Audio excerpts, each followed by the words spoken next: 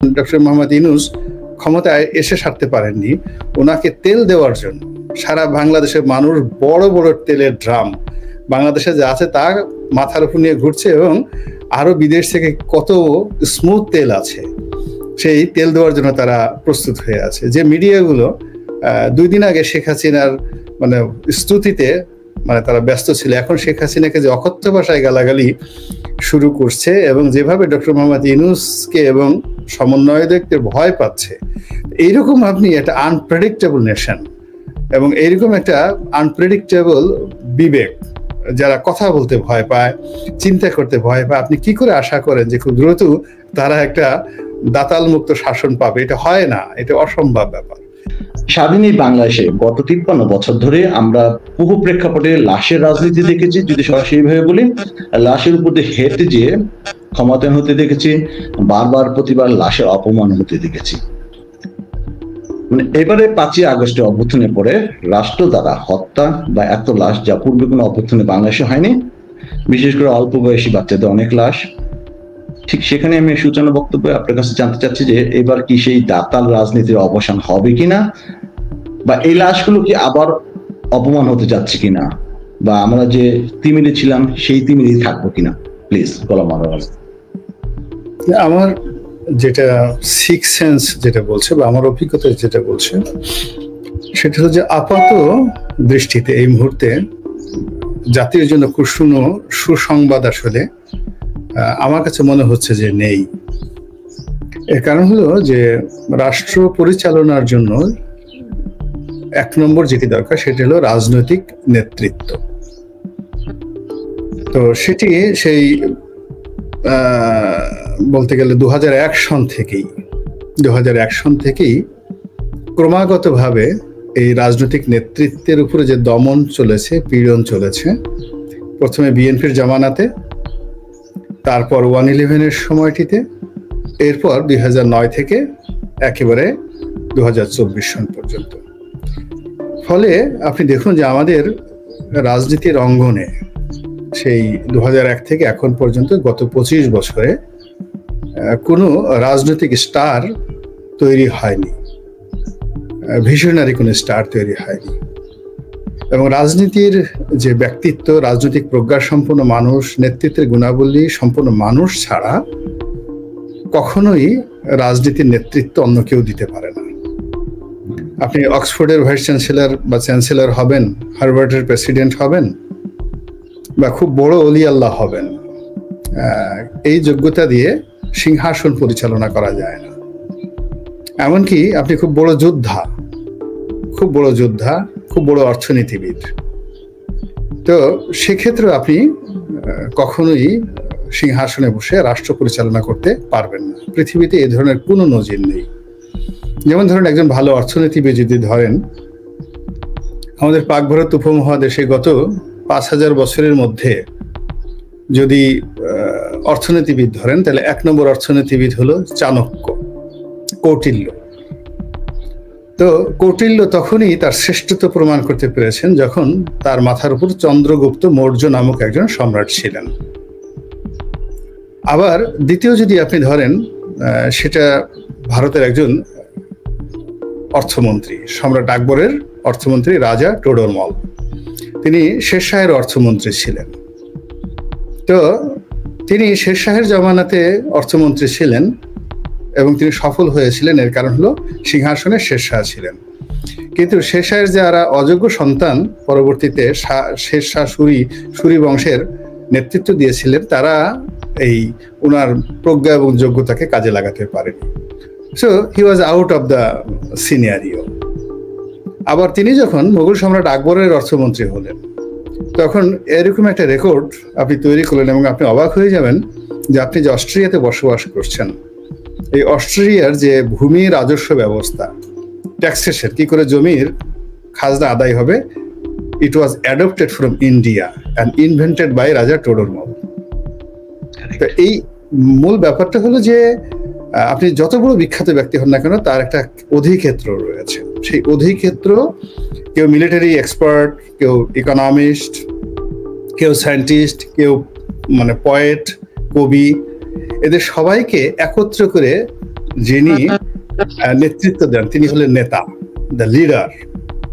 সেই লিডার আপনি ধরুন যারাই সিংহাসনে বসেছেন হাজার হাজার বছর আগে, তো সেই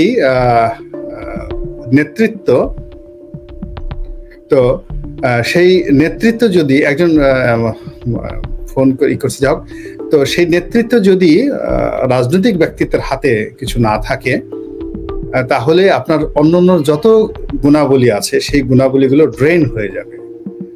এখন যারাই আছে রাজনীতি, মানে এখন যারা ক্ষমতা চালাচ্ছেন, এদের অনেক যোগ্যতা আছে, ভালো মানুষই আছে, কিন্তু যে জিনিসটির অভাব রাষ্ট্র পরিচালনার জন্য সেটা হলো রাজনৈতিক নেতৃত্ব এবং অভিজ্ঞতা।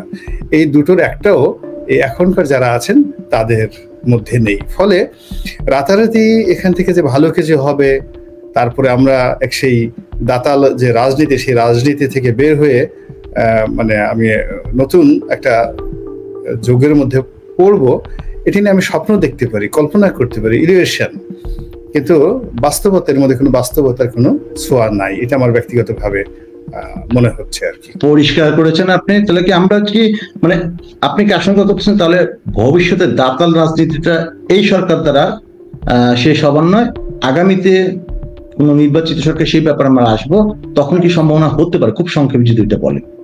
প্রথমত হলো যে আমাদের অপেক্ষা করতে হবে, আমাদের রাজনৈতিক নেতৃত্ব তৈরি করার। এই এখন যারা বিশ্ববিদ্যালয়ে পড়ছেন, এখন যাদের বয়স বিলো 40 আছে, বিলো 50 আছে, তো এরা যদি আগামী 10 বছর সময় পায় নিজেদেরকে গড়ে তোলার, এরাই সেটা মিলিটারি সেক্টর হোক, সিভিল সার্ভিস হোক, পলিটিক্যাল ক্ষেত্র হোক, মানে রাজনৈতিক মেধা সম্পন্ন, যোগ্যতার সম্পন্ন একজন নেতা আমাদের লাগবে।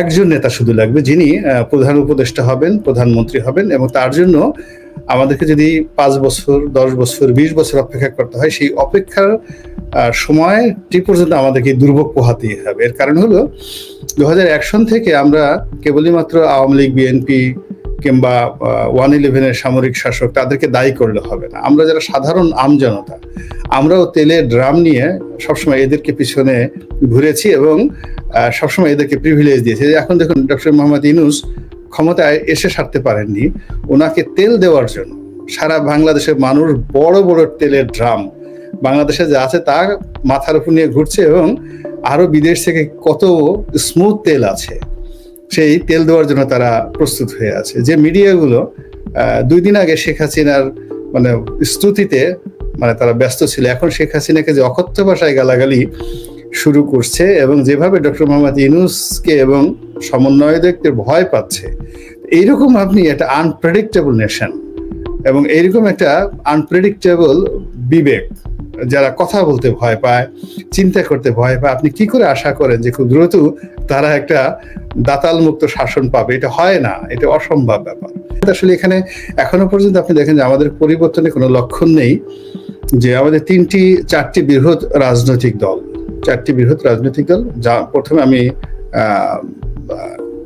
আওয়ামী লীগের কথা বলি। তা আওয়ামী লীগ 2 দফা পতন হলো, আওয়ামী লীগের 75-এ পতন হয়েছে আর এইবার পতন হলো, এবং এখন পর্যন্ত আপনি দেখেন আওয়ামী লীগের কোনো শীর্ষ নেতা ভুল স্বীকার করছে না, সরি বলছে না। তাদের ভুল ত্রুটিগুলো, গুণাগুলো, অন্যায়গুলো তারা সরাসরি বলছে না যে বাকশাল অন্যায় ছিল, পদ্মা সেতুতে চুরি হয়েছে, মেট্রো রেলে চুরি হয়েছে, রূপপুর পারমাণবিক কেন্দ্র থেকে টাকা চুরি করা হয়েছে, এটা খুব অন্যায়, দেশটাকে 12টা বাজানো হয়েছে, এরকম জিনিসগুলো খোলামেলা বলতে হবে। গোলাগুলি হয়েছে, এত লোককে মেরে ফেলা অন্যায় হয়েছে, এই ছাত্রদের অন্যায় হয়েছে, আমরা মাফ চাই। যারা অন্যায় করেছে তাদেরকে আমরা আইনের হাতে সদর্প করে দিয়ে আমরা খালি হাতে যারা ফ্রেশ আছে, অন্যায় করেনি, তারা রাজনীতি করতেছে। এই কথাটা আওয়ামী লীগ এখনো বলেনি। 2 নম্বর হলো জাতীয় পার্টি, বিএনপি। এখন বিএনপির 2বার পতন হয়েছে, 2 টাইমস বিএনপির পতন হয়েছে, কিন্তু বিএনপি এখন পর্যন্ত কিন্তু সরি বলেনি যে আমাদের সেই যে 15 ফেব্রুয়ারি নির্বাচন আমাদের ভুল ছিল, আমাদের সেই একতরফা নির্বাচন ভুল ছিল, মাগুরা নির্বাচন ভুল ছিল, আমাদের 111-এর ইয়াজউদ্দিনকে মানে ডবল ক্ষমতা দেওয়া, তারপরে বিচারপতির বয়স বাড়ানো, এগুলো ভুল ছিল, আমাদের হাওয়া ভবন সংক্রান্ত দুর্নীতি ভুল ছিল, হাওয়া ভবনের এই লোকের কারণে আমাদের পতন হয়েছিল। বিএনপি একবারও এই কথাগুলো বলেনি, মানে তারা তার জায়গাতে রেজিস্ট আছে। এরপর আপনি জাতীয় পার্টি আসে, জাতীয় পার্টির মানে পতন হয়েছে 3 থেকে 4 বার। তো সেই 3 থেকে 4 বার যতবারই পতন হয়েছে, একটা লোক জাতীয় পার্টির পক্ষ থেকে বলেনি যে আমরা সেই ক্ষমতা গ্রহণ অবৈধ ছিল, এরশাদ ব্যক্তিগতভাবে এই অন্যায় করেছে, রাষ্ট্রপ্রধান হিসেবে তার এই কাজগুলো করা ঠিক হয়নি, জিএম কাদেরের এই ভুল আছে, রওশন এরশাদের এই ভুল আছে।